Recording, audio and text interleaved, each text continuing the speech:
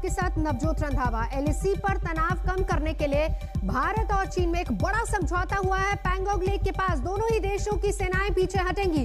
48 घंटे के अंदर सेनाएं पीछे हटेंगी। पूर्वी लद्दाख की सीमा पर अब स्थिति अप्रैल 2020 वाली होगी। भारत लगातार यही मांग करता रहा है। रक्षा मंत्री राजनाथ सिंह ने राज्यसभा में बताया है कि इस समझौते से भारत ने कुछ नहीं खोया।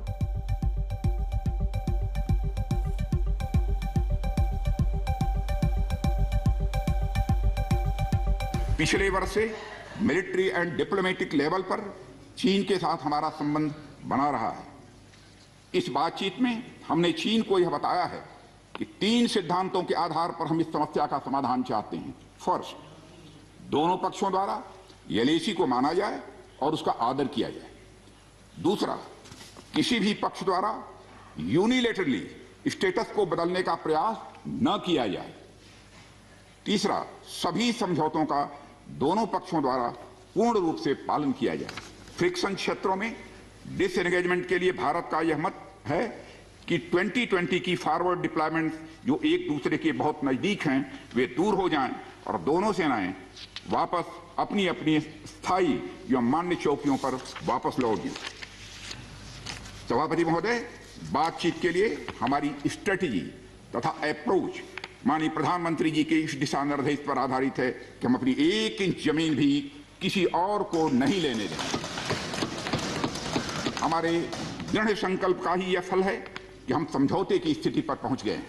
पैंगोंग लेक के नॉर्थ एवं साउथ बैंक पर डिसएंगेजमेंट का समझौता हो गया है और इस बात पर भी सभापति महोदय इस बात पर भी सहमत हो गई है कि पैंगोंग लेक से पूर्व पैंगोंग लेक से पूर्ण डिसएंगेजमेंट के 48 आवर्स के अंदर सीनियर कमांडर स्तर की बातचीत हो तथा बाकी बचे हुए मुद्दों पर भी हल निकाला जाए।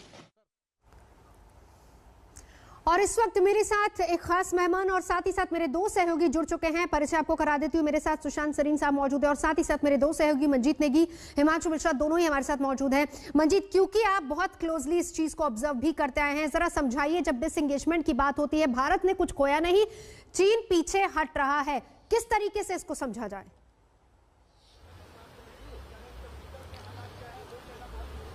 देखिए, पिछली जो 9वें राउंड की कोर कमांडर की बातचीत हुई थी मोल्डो में 24 जनवरी को, उससे पहले जो 2 राउंड की और बातचीत थी, एक फाइनल डिसएंगेजमेंट प्लान पर तैयारी थी। हालांकि उसको लेकर बीच में चीन की कुछ आशंकाएं थी, लेकिन अब जिस तरह से रक्षा मंत्री राजनाथ सिंह ने साफ किया है कि और कल देर शाम से ये बात सामने आने लग गई थी कि डिसएंगेजमेंट होगा।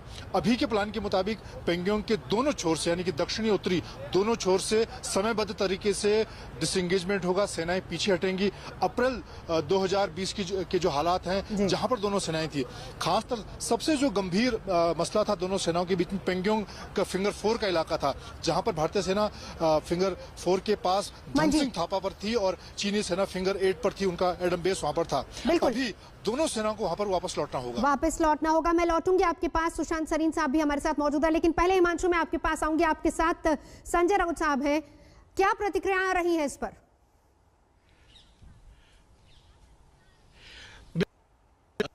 संजय जी, आज जो राजनाथ सिंह देश के रक्षा मंत्री हैं, उन्होंने कहा कि चाइना के साथ जो है डिसएंगेजमेंट एग्रीमेंट हो गया है और जो यथावत स्थिति थी 2020 में वो फिर से होगी और भारत ने 1 इंच जो है वो जमीन नहीं खोई है।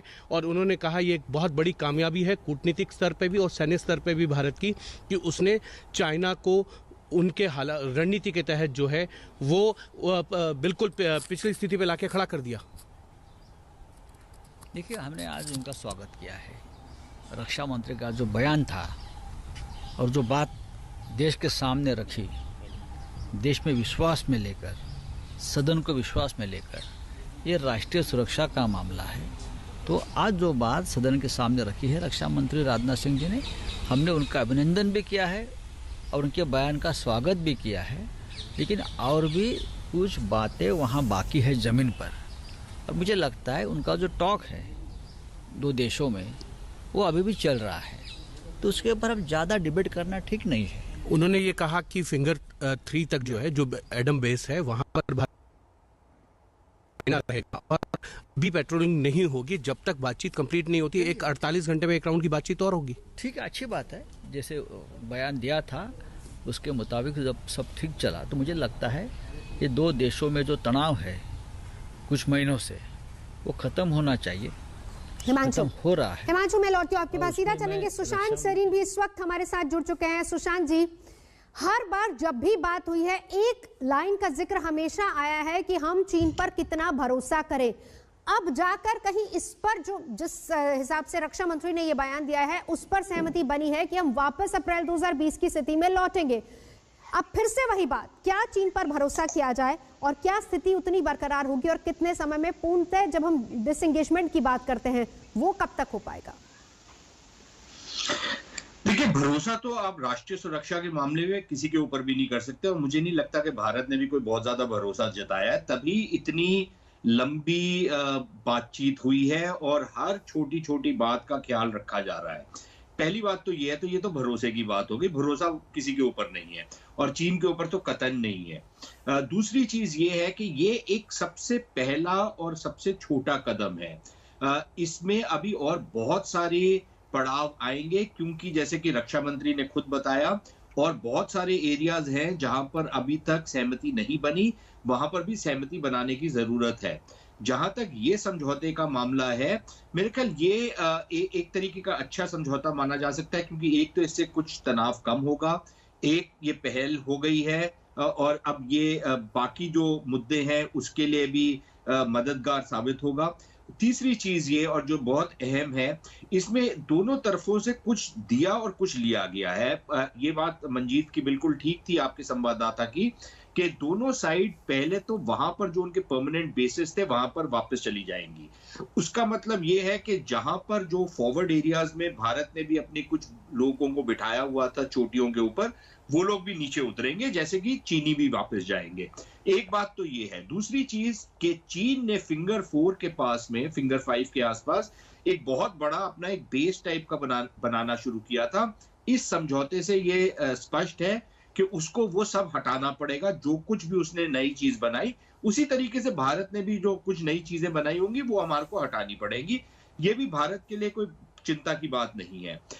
लेकिन इंपॉर्टेंट चीज ये रहेगी कि जो पेट्रोलिंग का मामला है, क्योंकि भारत फिंगर 8 तक पेट्रोलिंग करता था नॉर्थ बैंक पे और चीन जो था फिंगर 4 तक आता था, वो पेट्रोलिंग अब दोनों साइड नहीं करेंगी कुछ समय के लिए, जब तक आगे की मोडालिटीज जो है डिसाइड ना हो जाए। तो मेरे ख्याल उसमें भी आप एक तरीके से कह सकते हैं कि भाई हम फिंगर 8 तक जाते थे तो हमने क्यों रोक दिया। लेकिन जैसे मैंने आपसे कहा कि कुछ दो और कुछ लो का समझौता हुआ, वैसे ही चीनी जो है वो भी फिंगर 4 तक नहीं आएंगे पेट्रोलिंग करते हुए। तो मेरे ख्याल अगर कुल मिलाकर के देखा जाए तो एक अच्छा समझौता है और ये शायद जो आगे के जो और जटिल थोड़े से मुद्दे रहेंगे, जो बाकी एरियाज ऑफ प्रॉब्लम्स हैं जहां पर लद्दाख में, उसको भी सुलटाने में ये मददगार साबित होगा। बिल्कुल। सुशांत जी, मैं लौटती हूँ। मेरे सहयोगी मजीद भी लगातार हमारे साथ जुड़े, लेकिन इस बीच हम आपको ये भी बताते हैं कि आखिर चीन और भारत के बीच जो अभी फिलहाल सहमति बनी है उसकी सबसे खास बात क्या है। सहमति जो हुई है उसके मुताबिक फिंगर 8 पर लौट जाएगा, भारत फिंगर 3 पर रहेगा और बीच में किसी भी देश की सेना नहीं रहेगी।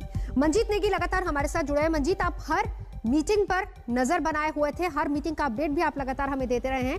रक्षा मंत्री ने एक और खास बात कही कि बातचीत अभी होगी। अगर सुशांत सरीन साहब इस तरीके से समझा रहे हैं कि पहले स्टेप को हम वेलकम करें और कहें कि एक अच्छा कदम है, तो फिर इसके बाद की जो बातचीत है, जब हम कहते हैं कि फुली डिसएंगेजमेंट, उस पर कितनी बात अब आगे बढ़ेगी? देखिए नवजोत, अगले जो 48 घंटे की मीटिंग की बात की जा रही है वो काफी अहम होगी, क्योंकि इससे पहले भी डिसएंगेजमेंट की बातें पिछले राउंड की जो बातचीत हुई उसमें रही हैं, लेकिन कहते हैं कि दूध का जला छाछ भी फूंक फूंक कर पीता है। तो भारत की स्थिति कुछ इस तरह की है। तो इस मीटिंग में किस तरह की चीजें तय होती हैं, क्योंकि अभी सबसे ज्यादा जो मुश्किल इलाका है वो फिंगर 4 का इलाका है, पेंगोंग का इलाका है। इसके अलावा सदर्न बैंक, जहां पर हम लोग ऊंची चोटियों पर बैठे हैं, जिसको लेकर चीन को सबसे ज्यादा दिक्कतें हैं, रेजांगला रिचिंगला की चोटियों में हम बैठे हैं, जहां से सीधे हम मोल्डो पर अपनी पकड़ बनाए रखते हैं, उसको लेकर चीन दबाव में, और चीन चाहता है कि हम उस इलाके को खाली करें। लेकिन भारतीय सेना ने अभी तक इस पर कोई स्टेटमेंट नहीं दिया है। रणनीति यही है कि जब तक फिंगर 4 का मामला पूरी तरह से अप्रैल 2020 की स्थिति में नहीं आ जाता, जबकि दोनों सेनाएं अपने एडम बेस पर नहीं चली जाती, पेट्रोलिंग को लेकर कोई अगला प्रोटोकॉल तय नहीं हो जाता, तब तक भारत शायद सदर्न बैंक के जो ऊंची चोटियां हैं उनको नहीं छोड़ना चाहेगा, क्योंकि चीन पर एक बड़ा सैन्य दबाव हमारा अब तक बना हुआ है। तो ये दो चीजें बहुत महत्वपूर्ण है। और जैसा कि रक्षा मंत्री ने कहा कि अगले 48 घंटे महत्वपूर्ण होंगे, हालांकि सुशांत सिंह साहब ने सही कहा कि ये एक अच्छा समझौता इसे कहा जा सकता है, क्योंकि लंबे तनाव के बाद हम इस समझौते तक पहुंचे हैं। एक सकारात्मक कदम हम इसको कह सकते हैं कि आगे की प्रक्रिया के लिए। संजय सोई साहब हमारे साथ इस वक्त जुड़ चुके हैं, सुशांत सरीन साहब भी हमारे साथ लगातार है, मंजीत नेगी भी मेरे साथ मौजूद है। हम चलेंगे संजय जी के पास भी, लेकिन उससे पहले सुशांत जी, अब आगे की प्रक्रिया किस तरीके से रहेगी? अगर 48 घंटे के बाद अगली बैठक होनी, और ऐसे में भारत जिसका जिक्र कर रहे थे मंजीत नेगी, दूध का जला छाछ भी फूक फूक के पीता है, तो ऐसे में अगला कदम क्या होगा? हालांकि भारत ने अभी तक इस बात को पक्का किया है कि जब भी टेबल पर बैठना है, अप्रैल 2020 की स्थिति पर सेनाएं लौटे, उसके बाद ही अगला कदम उठाया जाएगा। बिल्कुल, मेरे ख्याल जो अगला कदम होगा वो ये होगा कि मेरे ख्याल पहले तो समीक्षा की जाएगी कि जो समझौता हुआ उसका कितना पालन हुआ या क्या और उसमें करने की जरूरत है।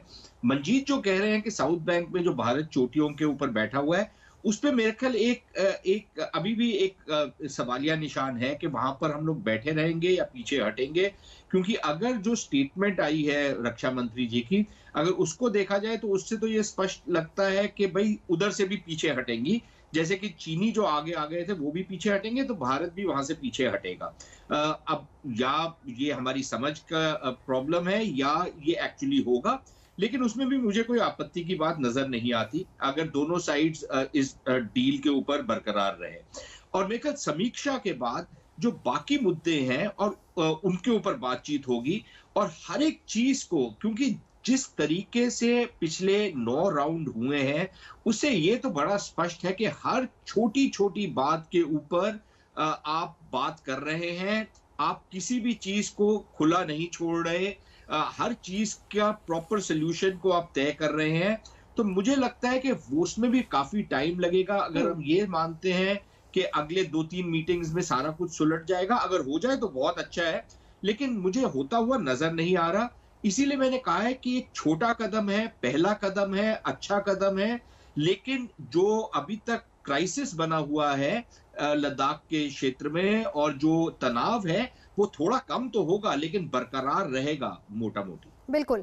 मंजीत, जरा इसको भी समझाइए, क्योंकि रक्षा मंत्री जब इस बात का जिक्र कर रहे थे तो उसमें उन्होंने उन 3 सिद्धांतों की भी बात की, जिसमें सबसे पहली बात तो यही है कि दोनों पक्ष पहली बात तो LAC को माने, और दूसरी बात जिस तरह के समझौते हुए उसको भी माना जाए। एक आशंका, जैसा सुशांत जी भी जाहिर कर रहे हैं, कि अभी फिलहाल तनाव रहेगा, इसको किस तरीके से देखें?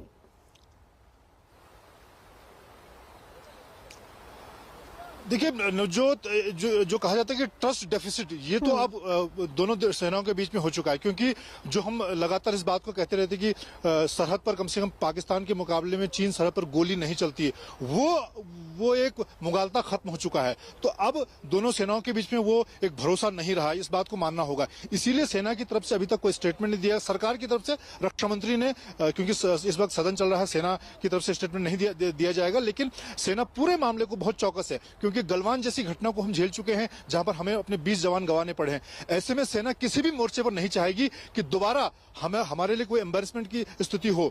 और जहां तक बातचीत की टेबल पर मोल्डो में अब बातचीत होगी या हमारे तरफ कोर कमांडर स्तर की अगली बातचीत होगी, 48 घंटे में जो भी बातचीत होनी, या फिर वो WMC के तहत बातचीत होनी है, तो या वो अगर हम राजनीतिक मोर्चे पर बातचीत की बात करें, तो सेना निश्चित तौर पर संभल कर आगे बढ़ेगी। और जैसा कि हम लोग इस बात को मान रहे हैं कि अब ये एक अच्छे समझौते की शुरुआत जरूर है, लेकिन लद्दाख के दोनों इलाकों में सदर्न बैंक और नदर्न बैंक दोनों में किस तरह से पीछे हटना है, क्योंकि पिछले 5-6 महीनों में दोनों सेनाओं ने परमानेंट स्ट्रक्चर खड़े किए हैं, बड़े हथियारों की तैनाती की है, टैंक से लेकर तोप, आर्टिलरी गन, बड़े इक्विपमेंट, सर्विलांस के इक्विपमेंट, तो उन सभी चीजों को लेकर उनको भी हटाना है, उसमें वक्त जरूर लगेगा। बहुत शुक्रिया मंजीत आपका, और बहुत शुक्रिया सुशांत जी आपका भी हमारे साथ जुड़ने के लिए।